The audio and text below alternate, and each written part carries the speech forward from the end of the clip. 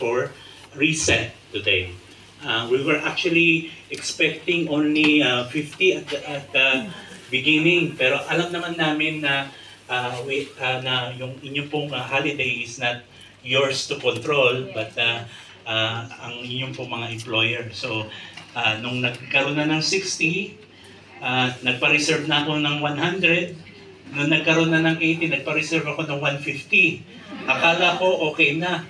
Sumobra pa rin tayo ng 150. Meron pa nag-walk-in.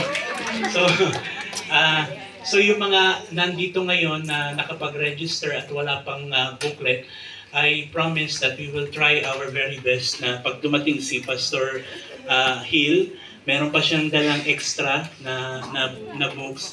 Yun po ang ibibigay namin sa inyo. So, sino pa yung walang books na nakuha? Okay. So, it's 5, 6, 7, 8. Dito, meron pa ba? Kompleto na, no? May mga books. I know Pastor Michael and ang kanyang wife ay were not able to join the Filipino Baptist churches here in Hong Kong. At ang ating pong speaker ay si Pastor June. Okay? His full name is Pastor Esteban Baday Jr. And ang wife po niya ay si Sister Genesis. Sister Genesis, however, she also don't feel well today. Hindi siguro na nasanay sa suddenly hot weather, and then pagdating dito sa Hong Kong, mababa ang ating temperature, no? So anyway, we'll pray for their health as well.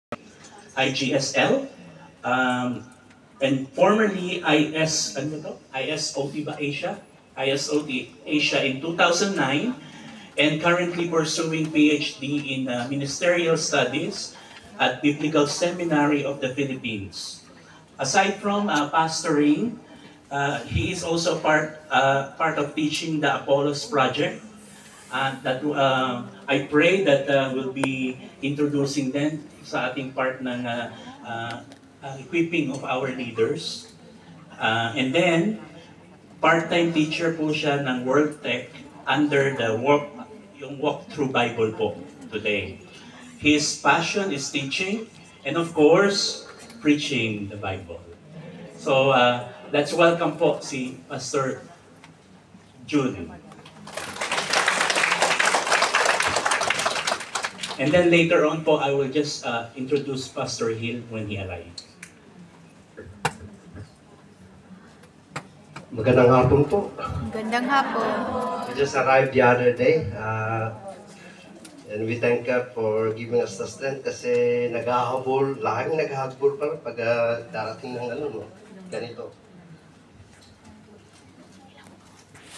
It's a wonderful privilege to be with you today. Speaking this seminar kasi ako rin meron din akong alam ko naman na dapat we treat women like men.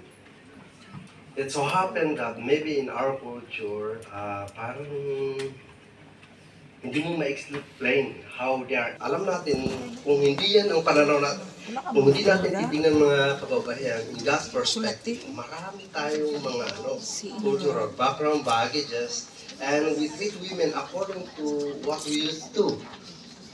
Like for example, nagulat ako nung namatay yung lola ko. One of yung isa kong pinsan nag-testimony, nag-geology, sabi niya, itong lola ko ay sabi niya sa akin, mag-aral kayo. Kasi ako, hindi ako nakapag-aral kasi during our time, yung mga lalaki lang ang nag-aaral. And so, okay. So, yun pala, kahit kwento-kwento lang, unconsciously, through our background, we treat women that way. Unconsciously.